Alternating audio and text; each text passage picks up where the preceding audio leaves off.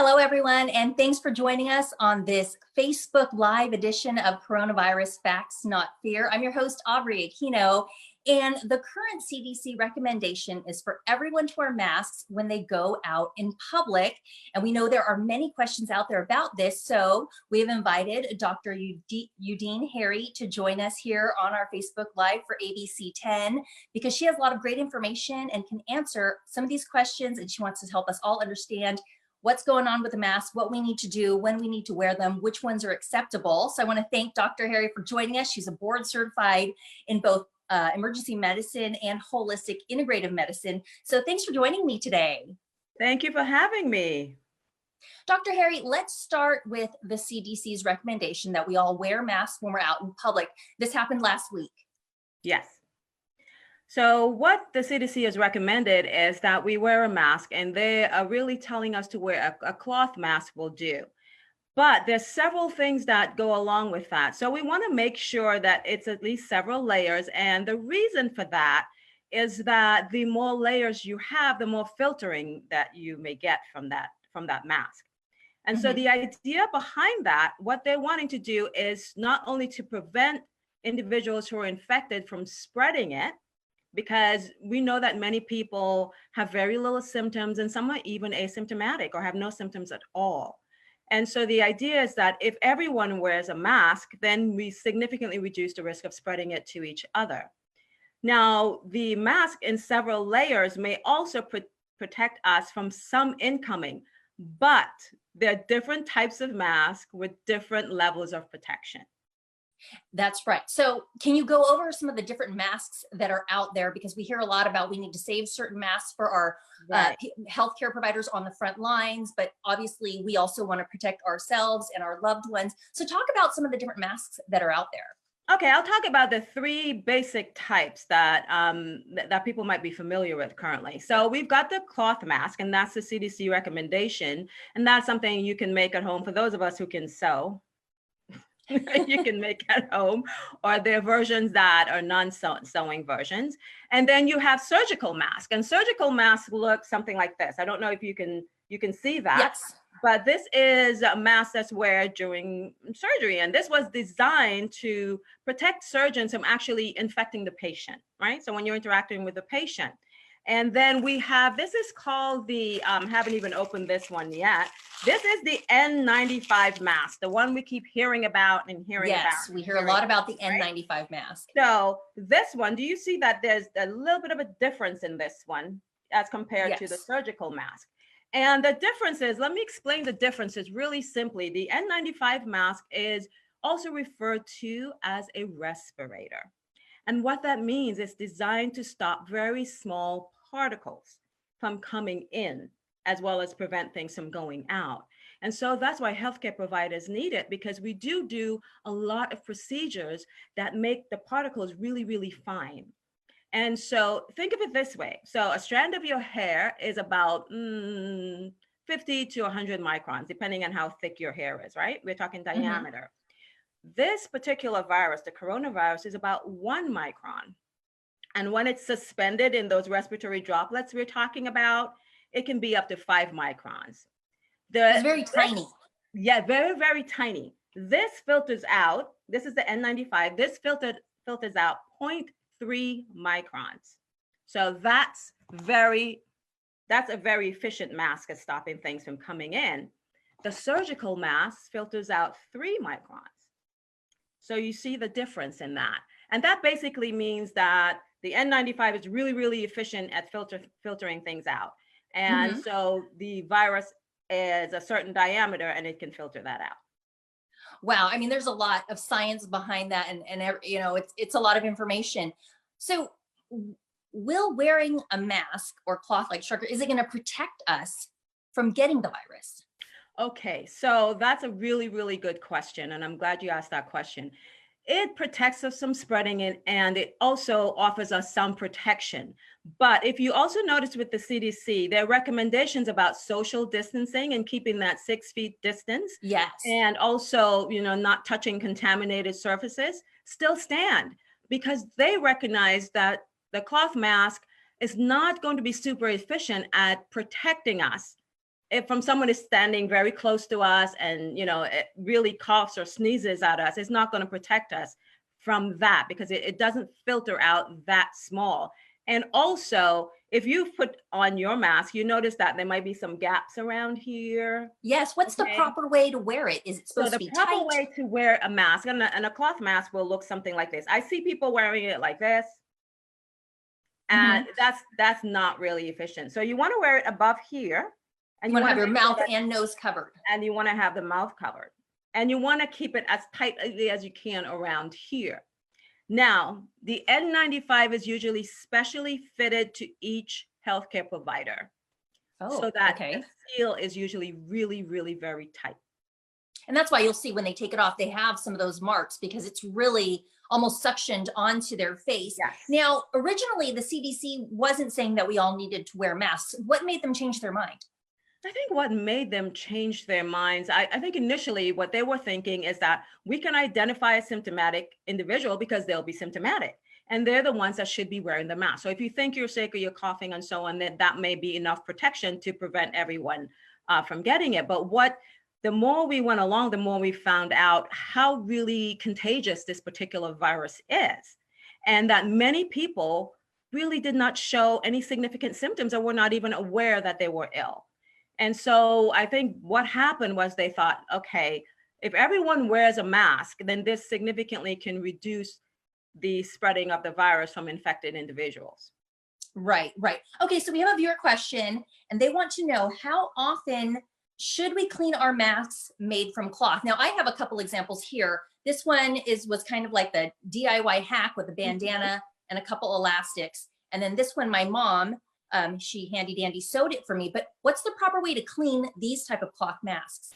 Well, the proper way to clean them, you can actually toss them into your washing machine along with soap and water, and that usually cleans them well. The important thing to remember, though, is that if you go out to a public place, supermarkets, pharmacies, etc., and you come back in, immediately really do put that mask in the washer. The idea, it's great. You've got two, which is really handy because you will be swapping them out. So you don't want to wear the same mask all the time because I guarantee you while you're out, you've touched something. And because many of us are really not familiar with that feeling of a mask on our face, we are adjusting it all the time. And that introduces, germs onto the mask. Yeah, I know. Now that we're wearing masks, I'm touching my face and it's kind of like when you have it on your nose, the breathing is different because you just have something covering this area of your face. We also have this mask that kind of has like the metal part on top. Yeah.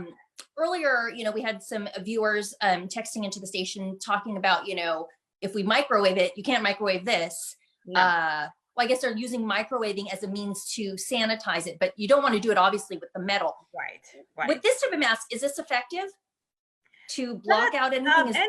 Or is it better to go with cloth? Or is it just better to use what you have? Any type of mask can be effective, and it's really about the pore size and still maintaining, and I keep stressing this because it's so important, is to still maintain that safe distance. Because again, most masks don't really fit us very tightly unless they're specially fitted for us. And so there will be gaps in most of the masks that we wear. So it's really important that you do that. And when you're making a cloth mask, think about this also. You might want to consider using a coffee filter in between because that gives you a little bit more filtration as well. Okay, so you do recommend using those coffee filters. Now, if we do have some of the gaps, should we, figure out a way to tighten it so that we can close those gaps or tighten it on our face? As much as you possibly can, because the less of a gap that you have, the less chance. You think of it this way: if somebody is standing to the side of you, that's very easy for that for that aerosolized droplet to kind of get in behind that mask.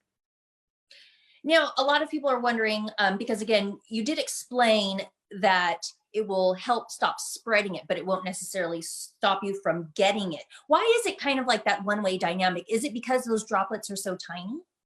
It's because those droplets are so tiny, and because they're so tiny, they can get into the spaces. And so it won't necessarily protect you 100%. It does offer you some protection, because if you think about it, things are like kind of weave like that, and it kind of have to maneuver its way into. So it does offer you some protection.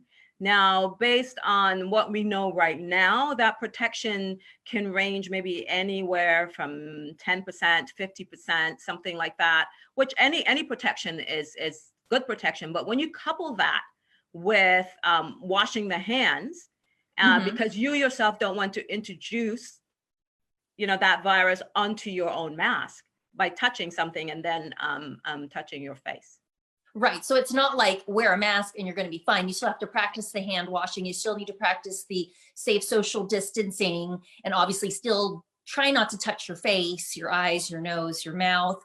Now, the CDC started recommending this last week. Is it voluntary or is it required? You have to check with your state or county for that. Right now, from the CDC's perspective, it's voluntary, and each state and county decides how they want to do that. There's a particular county where I live that has mandated it, and there are other counties that it's still very voluntary. So it really is very individual. Now, what are some of the other concerns people might have about wearing a mask in public? Well, the other concerns that people might have is, one, I wanted to get this point across, is the CDC does not recommend putting a mask on children under 2. This is really important. Again, because they're not really capable of working with a mask, and it may prevent their breathing, etc. So under 2, no mask, and probably best not to be bringing them out into public spaces. That is the best thing to do with children under 2. Yeah, I can't imagine asking my 6 and 7-year-olds to keep their mask on, much less a child under the age of 2. What about the kinds of masks? Again, the cloth mask at home, you say using a coffee filter with it. What about other things like tissue? A tissue is not going to work as well. Once we understand, it's really about the size in between. If you're looking at a shirt, for example, and you hold it up to the light, you can almost see the cross hatching that happens in that shirt, right? And so that's really the pore size or the filtering. The average cotton shirt has it really is about 100 or so microns, so you can really kind of see through it. When you double up on that, and they're kind of crossed like that, then it reduces that size. And then when you put the coffee filter, which is about much smaller than that, it's about 20 microns. So coffee filter offers you that additional filtration. Now, of course, you can't wash the coffee filter. It will disintegrate. You would just want to throw it out when you're done. We have a viewer that asks about vacuum bags. Can they use a vacuum bag, and is that safe? No, please don't use HEPA filters, because they may contain some particulate in there that if it gets into the lung, some fiberglass particulate, if it gets into the lung, that's really, really dangerous. So don't. So you want to steer away from HEPA filters, a vacuum bag, not a good idea. How about reuse? Can we reuse these masks? Are there some that we can reuse? I mean, I know you said we can wash the cloth ones, but what about an N95 or one of these other disposable looking masks? The surgical mask is usually a disposable mask. It's not very easy to wash. I know because of the shortage of masks right now, many people are reusing their N95 mask. The important thing is to remember is that you really want to wash your hands before you take your mask off and after you take your mask off. Because think about it in terms of, again, if the hands are not clean and you're removing the mask, then, and so if you clean your hands, take it off. And this is what healthcare workers have had to do all along. I think right now, everyone is getting a little bit of taste of what it is that we usually do. Well, is there a way to decontaminate a common surgical mask for safe reuse? There is really it's really not recommended, because they're usually, again, disposable, and so the idea of reusing them, I know many people will do things such as spraying Lysol on them, or some kind of disinfectant. So disinfectant. Sanitizer, I've even heard. Can we use sanitizer to clean them? Have done that. The key thing with that, if you're going to do that, is please allow them to completely dry out. I wouldn't recommend it, but allow it to come, because you don't want those those things were not designed for us to inhale in such a close space. And definitely okay, so here's not. another question.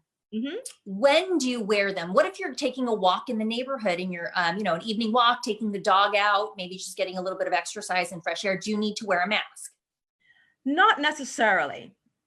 Because again, if you're practicing social distancing and you are walking by yourself on a path that's relatively isolated, you don't have to wear a mask. And oftentimes, if you're exercising also, it's not really recommended that you wear a mask because you do really need that oxygenation coming in.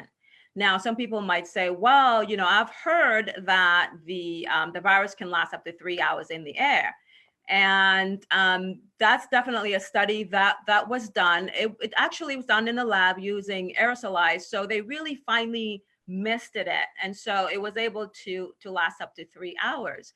But as the experts are telling us, keep in mind that that's about maybe less than 1% of the amount of the initial virus that was in the air, because most of the viruses, again, are wrapped up in the respiratory droplets, which tend to be relatively heavy.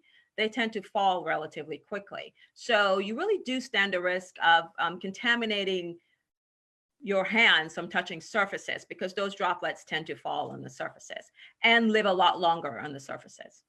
So it sounds like when you're in your neighborhood, maybe you have to use your best judgment of how many people are around. I mean, even if you're out front gardening, yes, or talking, I don't know, you talk to the neighbor across the street. I see a lot of that going on. You don't necessarily need a mask because that's a pretty far distance if you're talking across the street. What about at the grocery store? I've seen a few viewers, wonder about, I'm at the grocery store and the staff or the clerks are not wearing masks. Is this something to be aware of? I know a lot of places have also put up like a plastic shield barrier. Right. And that is in places like grocery stores where you were anticipating having more than 1 or 2 people. That's usually a good place to practice wearing a mask. I would recommend wearing a mask in those places. Again, not in every place. Some places it's voluntary, and some places it is mandatory. But if you're not wearing a mask or someone is not wearing a mask, this is when it's really, really important to keep that distance. And in the car, do we need a mask in a car? We do not need a mask in a car or gloves in our cars. And the one thing that I have noticed that I really want to say is that when you've got gloves, for example, and a mask, and you're disposing of it, you're thinking before you get in your car, I don't want to get into my car with that. What you want to do is take a plastic bag with you, so then you're able to put those things into a plastic bag until you can properly dispose of them. Okay, so keep them contained. Do you have any other tips or advice surrounding the masks? I mean, I know these questions keep coming up and people, get really specific, but I guess we want to put the best information out there so that people are properly using masks. Yes, you do want to put the key things to remember is that if you're making your own cloth mask, is make sure it's several layers, and there is the option of putting the coffee filter in between to give you slightly a bit more filtration. It's also important to remember to really still keep social distancing, and washing your hands, I think, is so important.